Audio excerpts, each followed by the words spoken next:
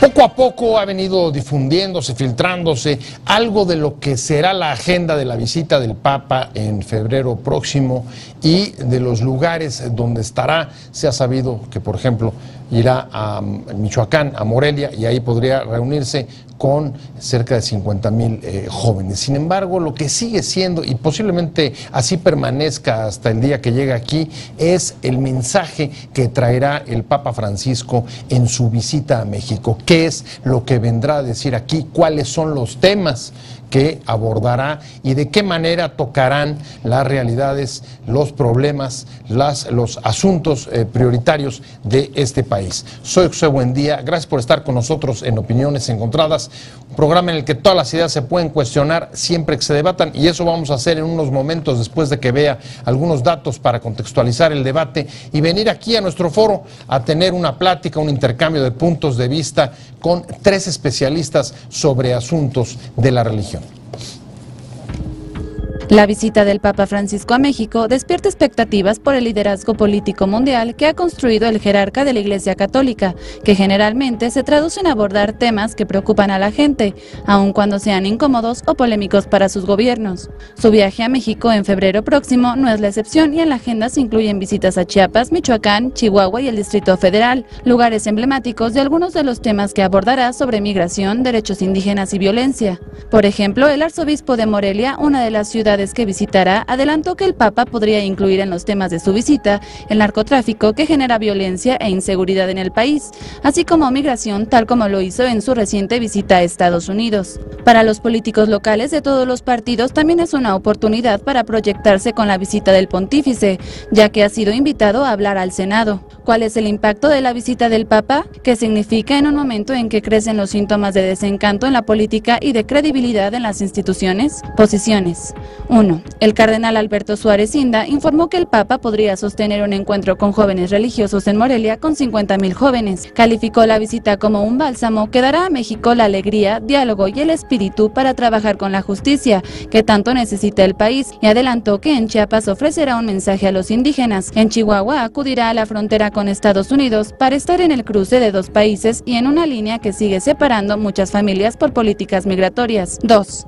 La Arquidiócesis Primada de México señaló que el Papa Francisco tocará diversas realidades que laceran la vida de nuestro país, y uno de los principales temas será la migración. Al respecto, dijo que el Papa encontrará con un México que se convierte para los migrantes centroamericanos en un campo de sangre abandonado por intereses mezquinos e inhumanos. 3. El cardenal Norberto Rivera Carrera, arzobispo primado de México, expresó que el Papa viene a dar un mensaje de esperanza y concordia.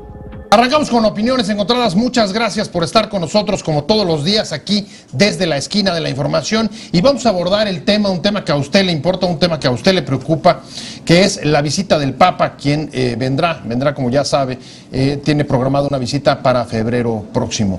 Poco a poco ha ido conociéndose algunos asuntos sobre la visita, cuáles pueden ser los lugares en los que estará, cuáles son algunos de los temas que en función de las ciudades podrían tocarse. Y sobre todo, pues especulación, como le decía en la introducción, sobre cuál es el mensaje que puede traer un Papa que se ha caracterizado por haber construido en lo que va de su mandato un liderazgo político, digamos, con reconocimiento internacional, que confirmó la última visita que hizo a Estados Unidos.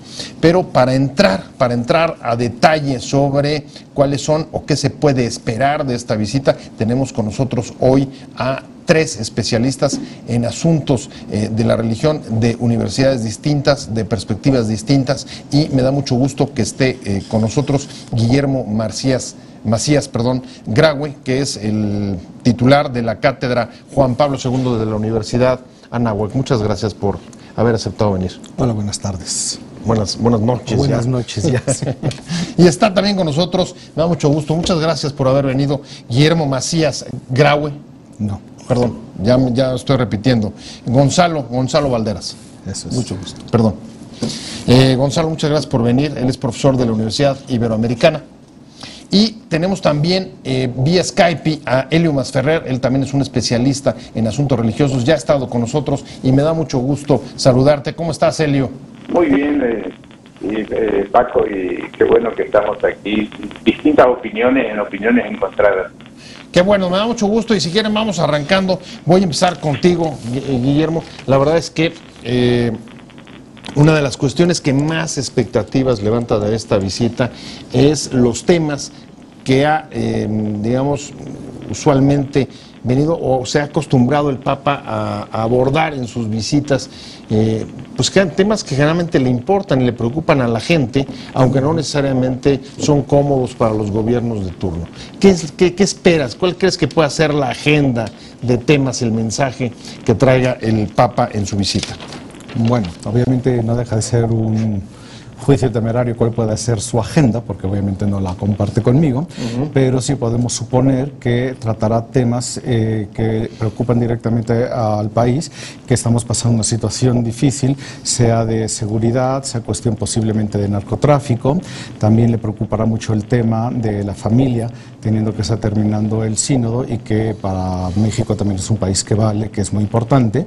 El tema de la migración es otro que seguramente tomará si está visitando la parte del sur de México, Chiapas, y si también parece que hubo la intención de pasar por México a través de Cuba, que después dijo mejor no porque no pasó por Guadalupe. Pasado, ¿no? Sí. Entonces yo calculo que son temas que tratará, además obviamente de que ya estaremos en el contexto del año de la misericordia. Entonces supongo que bajo el matiz de la misericordia también tratar esos temas. Gonzalo, ¿cómo ves tú? ¿Qué temas esperas? ¿Esperas un poco esta lista que acaba de mencionar Guillermo? Digo, en parte sí, porque los problemas que México está viviendo con estos asuntos del narcotráfico o de la cuestión migratoria, que es un asunto donde México no tiene una buena imagen hacia Centroamérica o hacia Suramérica, que es de donde viene mucha gente camino a los Estados Unidos. Y bueno, Ciudad Juárez como un lugar donde hay problemas graves desde hace muchísimos años, y entonces está el tema de los feminicidios, ¿sí? Entonces allí tiene que tocar el tema de la mujer y tiene que pronunciarse sobre cómo ve la Iglesia a la mujer en el siglo XXI. O sea que, digamos, sí pueden establecer una correlación, y ahora voy con Helio vía Skype, entre las ciudades que escoge, ¿no? Evidentemente Michoacán, un estado azotado por la inseguridad y el narcotráfico, feminicidios en Chihuahua, derechos indígenas, inmigración en Chiapas. Es decir, digamos, la agenda de lugares que visita pues está impregnado del simbolismo de los temas que quiere tocar. ¿Crees que vaya por ahí, Helio? Totalmente de acuerdo, pero creo que la visita no va a ser solo a grandes multitudes, sino también, por ejemplo, está planeado una presentación en el Congreso, y ahí evidentemente va a tratar temas de corrupción, el patrimonialismo del Estado por parte de los políticos. Mi expectativa es que en la presentación del Congreso va a tener un lenguaje muy duro. Creo que también tomando en cuenta cómo se ha relacionado con las conferencias de los episcopados nacionales, va a haber señalamientos fuertes para la conferencia, la reunión que va a tener con los obispos mexicanos. Pienso en el discurso que emitió en Brasil con los obispos, también fue muy duro en el frente interno, y no podemos descartar también en la relación con los grupos sociales. Pienso en cuando estuvo con Evo Morales en Bolivia, ahí tuvo reuniones específicas, ¿no?, con grupos sociales, y entonces ahí es donde creo que las organizaciones no gubernamentales van a tener un papel muy importante. A ver, estoy de regreso contigo, sí, Guillermo, y en efecto toca, Helio, el tema de, recordando sobre todo, hacer una referencia con lo que sucedió en la reciente visita, tú la recordabas también, a Estados Unidos, en el que tiene una participación, digamos, con definiciones políticas bastante claras, por ejemplo, respecto a la migración, cuando va al Congreso de Estados Unidos. ¿Tú esperas lo mismo, que en el Congreso mexicano tenga definiciones muy claras sobre algunos temas a los cuales también ya se ha referido y que incluso han causado alguna fricción con el gobierno mexicano, como por ejemplo las referencias que hizo a corrupción y narcotráfico en Argentina. Sí, bueno, no podemos negar la realidad y sí es un dato de hecho que en el país tenemos corrupción en distintos niveles. Esperamos que no a todos los niveles. Y ciertamente este Papa es claro en lo que dice, es suave en la forma, pero es claro en lo que dice. Clarísimo. Sí. Entonces, no se anda con ambajes. Con ambajes, sí, sí. Entonces, yo sí calculo que desde el punto de vista de él, dirá las cuestiones, no solo como las ve, sino también con todo el apoyo que tiene de sus propios asesores. Es decir, él viene con un conocimiento bastante profundo del país, aunque parezca mentira. Es el primer papa latinoamericano y tú estás en una universidad jesuita, es un jesuita. ¿Cómo lees este estilo que se acaba de referir Guillermo del Papa, esa claridad y meterse en los problemas, como más o menos todos han estado ustedes de acuerdo que seguramente hará cuando venga a México? Digo, como jesuita tiene una espiritualidad que lo encarna en la realidad. Y entonces responde como jesuita a los problemas que esta realidad le plantea, y en su condición de obispo, que es la propia de la Compañía de Jesús. Bueno, pues esta espiritualidad tiene que ver mucho con la capacidad de discernir, ¿sí? Y entonces, bueno, pues es un papa que está acostumbrado a discernir sobre la realidad y actuar sobre la realidad. Y como obispo, bueno, pues es un pastor. Y entonces, ¿qué es lo que uno esperaría de un obispo? Bueno, pues la palabra de un pastor, no de un político, sino de un pastor, que con su palabra ilumine a los católicos, a la iglesia, y a los cristianos que no son católicos. ¿Sí? Entonces es un papa que tiene que hablar de Cristo, del Evangelio de Cristo, y desde allí denunciar lo que la iglesia llama pecado, y que aquí el pecado se manifiesta a muchos niveles. Denuncia de Helio, Gonzalo habla esto del el compromiso con estar encarnado en los problemas de la realidad, como pastor, como obispo, pero si uno recordara también la participación que tuvo en el Congreso de Estados Unidos, hay o parece haber un mensaje que se repite en varios momentos, tratando de promover no solamente, aunque sea en primer término, un lenguaje o un mensaje religioso, también hay como una cierta forma de apelar a una ética, o a nuevas formas éticas de hacer política. ¿Tú coincides o ando medio perdido?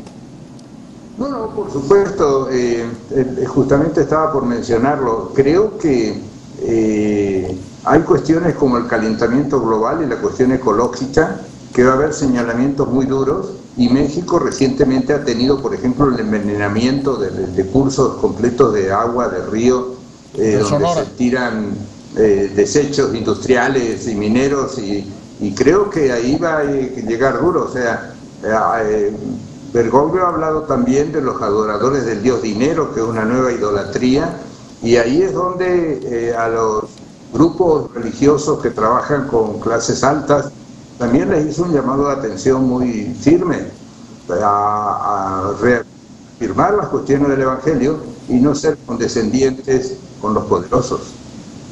¿Cómo lo ves tú? Este punto en específico. Sí, en efecto ha hablado de la adoración del dios dinero, de la corrupción y del compromiso con, digamos, con los que menos tienen, con las mayorías.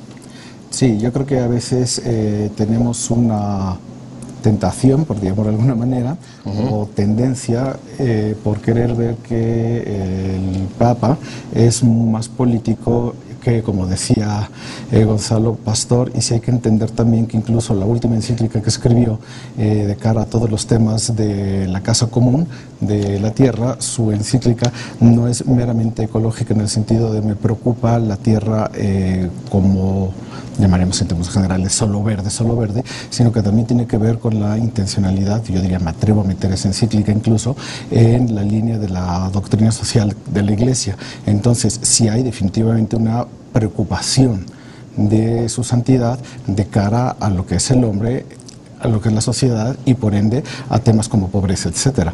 Que hay que cuidar también la tierra y que está muy mal todo lo que se hace, como esto del río, pues sí, por supuesto. por supuesto, pero no perder el foco de que estamos hablando de que el hombre que está al centro de todo esto y que es el hombre el que debe de ser el administrador de esta casa común y que es el hombre que vive en sociedad y que estos temas que nos preocupan a todos, Ahora, es difícil, me gustaría que me lo explicaras, y es a veces en la actuación pública de este Papa es muy difícil separar la idea de que en su pontificado sí ha construido un liderazgo político como jefe de la Iglesia Católica, pues que me imagino que es ampliamente reconocido. No hay duda de que hoy el Papa tiene un liderazgo político fuerte. Lo que dice influye, lo que dice pesa y puede, digamos, afectar el curso de los acontecimientos. ¿Cómo separar eso de la imagen, en efecto, de un obispo pastor que también la tiene? ¿Dónde están las fronteras ahí? Digo, es que no hay fronteras. Es que la fe cristiana tiene una dimensión política, social, pública. La fe cristiana no es una fe individualista, ¿sí? Espiritualista. Es una fe encarnada en la historia. Y si es una fe encarnada en la historia, tiene que ver con lo político, con lo económico, con lo cultural, porque el ser humano es un animal político, un animal económico, un animal que se desarrolla en una cultura, ¿sí? Y visto desde la religión cristiana o desde la religión judeocristiana o desde las religiones monoteístas o incluso desde las religiones místicas del Oriente, bueno, pues el ser humano es un ser espiritual y está abierto al misterio, a lo trascendente. Y entonces, bueno, pues un papa no puede quedarse solo en un nivel horizontal. Tiene que abordar la realidad desde su dimensión trascendente, porque solo desde allí podemos hablar de idolatría. Y eso es lo que lo conecta con la vida pública, con el espacio público, con los problemas de la gente. Señalabas también la visita, o parte de la visita, un asunto importante que tiene que ver con la relación que haya con la Iglesia mexicana. ¿Cómo es la relación o dónde están, digamos, los principales puntos de la relación entre el Vaticano hoy y la Iglesia mexicana? Creo que en definitiva la Iglesia mexicana dice que sí, que qué cosa tan interesante, pero no aplica definitivamente los planteos de Francisco. Y entonces esto hace que al venir Francisco lo que va a hacer es ser la voz de los que no tienen voz. Y esta situación de ser la voz de los que no tienen voz hace que hemos estado viendo y estudiando el impacto de la visita en los Estados Unidos. La gente ve más a Francisco como reafirmando los valores cristianos, que como como un político. Y esto es muy interesante porque sobre esta base va a señalar, como lo señaló en Brasil, en Ecuador y en también Bolivia, a las conferencias del episcopado local, que está haciendo su trabajo, que están perdiendo espacios frente a otras propuestas, etcétera. Entonces, en Brasil hizo una lista de los 10 errores de los obispos y de la iglesia brasileña, que creo que en el caso mexicano va a ser de 15 errores que le va a señalar. Y ahí es donde también va a introducir otro factor, que es de alguna manera un conflicto que hay entre la Conferencia de Institutos Religiosos de México, que tiene otra concepción de cómo ser católico en este país, con la Conferencia del Episcopado Mexicano, que tiene otra forma de ver el asunto. Entonces, pero lo curioso y lo interesante de los discursos que dio en los Estados Unidos es que fortaleció el catolicismo. La gente, el 90% de los católicos norteamericanos está de acuerdo con lo que él dijo. Aisló a los sectores de la teología de la prosperidad, la opción preferencial por los ricos, que decían que el Papa era comunista y una serie de cosas así fuera de tono, y se fortaleció él personalmente frente al propio episcopado norteamericano. Creo que eso es lo que va a pasar en México, y esto le abre la puerta a el inicio de una serie de reformas que va a haber en el episcopado mexicano. Va a haber más de 20 o 25 obispos y arzobispos que por edad se tienen que jubilar, y ahí es donde él se va a fortalecer, y tenemos que prever que que a partir de este posicionamiento de Francisco en la Iglesia Católica Mexicana, en las distintas ramas, va a comenzar a impulsar cambios sustantivos. Guillermo, ¿tú coincides con esta visión de que el visita de Francisco puede ser el inicio de un cambio generacional dentro de la Iglesia con la jubilación de obispos y con este planteamiento de que puede haber una distancia entre teoría y práctica entre la Iglesia mexicana y los valores o el mensaje que está tratando de impulsar el Papa Francisco? Coincido en parte, pero no en todo, en el sentido de que la Iglesia a lo largo de la historia ha ido aprendiendo a adaptarse a las circunstancias de tiempos y lugares, es decir, el mensaje cristiano es universal, que eso es lo que significa católico, y para poder ser universal necesita tener esta posibilidad de ir viendo en las distintas circunstancias cómo se tiene que poder adaptar sin perder la esencia del mensaje de Cristo, que eso es lo que importa en última instancia. Entonces no es cuestión de que la jerarquía y la gente ven una forma distinta de ser cristiano, cada uno vive su propio cristianismo, su propio ser católico, pues desde su propia trinchera, es decir, desde mi propia naturaleza, y la gracia, la verdad es que actúa sobre la naturaleza. Entonces, pues yo hago lo que me corresponde, Dios también da la ayuda y depende de que yo me deje ayudar por Dios o no. Entonces, no es cuestión tampoco de entenderlo solamente desde un punto de vista de venimos aquí a hacer política en ese sentido, que también existe, no lo vamos a negar. Es verdad que hay algunos obispos, comenzando por el cardenal de la Ciudad de México, que se acercan a la edad de jubilación. Sí, de la jubilación, que no siempre termina necesariamente en ese momento, si lo acordémonos de Joseph Ratzinger, ¿no? Y sí es un dato de hecho. Entonces los cambios, pues la Iglesia siempre ha sido cambiante, la Iglesia es muy dinámica, no es una institución que sea meramente jerárquica, la Iglesia somos todos y todos participamos. También es cierto que actualmente no se ve un clericalismo como se pudo vivir en alguna otra época y que es el tiempo donde los laicos también estamos haciendo muchísimo y participando.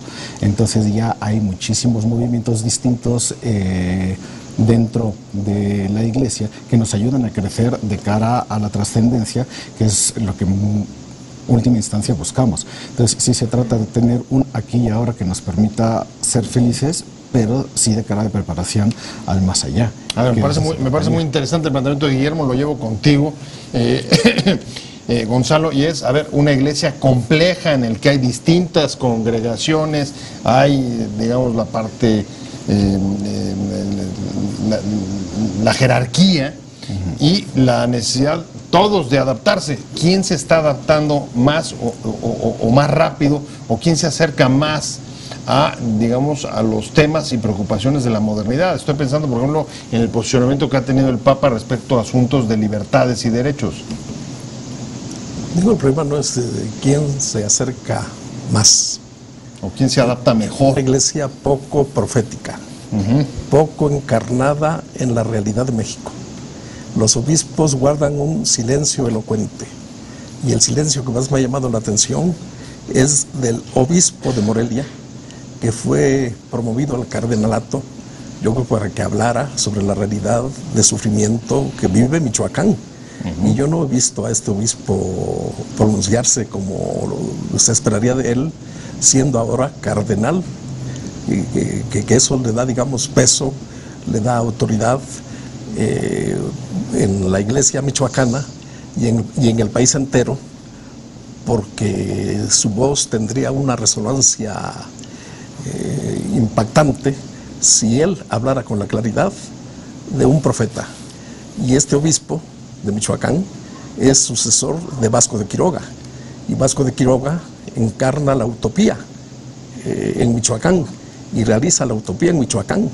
Entonces el cristianismo no puede ser ajeno a esta dimensión utópica, a esta dimensión de un cristianismo comprometido con el mundo de los pobres, con el mundo de la justicia. Y yo no veo a este obispo muy en ese lugar. Y entonces yo esperaría que el Papa hable como un profeta, como un apóstol de Jesucristo. El periódico El País sacó una foto muy impresionante del Papa y yo veía, digamos, en esa foto a un sucesor de los apóstoles cargando sus libros, cargando su abrigo, sus zapatos gastados. Es un obispo de Roma poco principesco, y la Iglesia mexicana a veces es muy principesca en su estatus jerárquico, ¿sí? Y entonces los obispos que son cardenales en México guardan silencio, desde el cardenal de la Ciudad de México, el cardenal de Guadalajara y vamos a decir el cardenal de Morelia, ¿sí? Y entonces, ¿cuál es, digamos, la voz jerárquica que desentona frente a este silencio, frente a este no decir nada? El obispo de Saltillo, que no procede del clero diocesano, que no procede del clero diocesano, es religioso. Y entonces, bueno, pues aquí hay una diferencia entre el ser religioso, Vera, y el ser diocesano, Norberto. Entonces, el religioso vive más de un carisma y es fiel a ese carisma. Y el Papa, en este momento, no es un miembro que proceda del clero diocesano, es jesuita, tiene una espiritualidad, tiene un estilo de vida, y ese estilo de vida lo ha llevado al trono de San Pedro. Y entonces vemos a un obispo apostólico, sencillo, abierto a la comunión desde un lugar sencillo y pobre, y no en los palacios vaticanos. Si eso no sacude la conciencia de la jerarquía católica mexicana, tan alejada de la gente, bueno, pues no sé qué impacto vaya a tener la palabra del Papa y el modo como el Papa se pronuncia a nivel gestual. ¿Cómo ve Celio esta intervención de Gonzalo? ¿Crees que parte del objetivo del Papa sea un poco empujar a la Iglesia mexicana a tener una actividad de mayor pronunciamiento sobre los problemas del país? ¿Que a eso venga? Yo creo que le va a reclamar a la jerarquía católica mexicana que no hace las cosas, pero él está muy claro cuando le dijo a los jóvenes argentinos hagan lío. Algunos lo tradujeron como hagan relajo y no es así, sino le dijo cuestionen a los curas, a los obispos que no hacen el trabajo. En realidad creo que el Papa viene a empoderar a la Iglesia Católica Mexicana, que como muy bien decía el otro amigo, la Iglesia Católica son todos los bautizados, entonces él se va a dirigir a tratar de que los laicos, los religiosos, hagan su tarea, y la jerarquía, bueno, tendrá que ver qué hace, si trata de impedir que sus laicos hagan las cosas o ponerse, como él dijo, adelante, atrás o al costado de los feligreses. Otros, hay jerarcas que evidentemente todavía están durmiendo una larga siesta, ¿no? Este es el problema que tiene la Iglesia Católica en México, y por eso pierde tantos feligreses y pierde a la gente más interesante, más preocupada. Entonces, este es el punto. Ahora, es interesante porque evidentemente ha señalado cuestiones, ha criticado duro a la Iglesia Católica Italiana, su carácter de obispo de Roma y primado de la Iglesia italiana, y creo que aquí va a ser lo mismo. Entonces el desafío es ponerse un poco al ritmo que él está planteando para la Iglesia Católica, ¿no?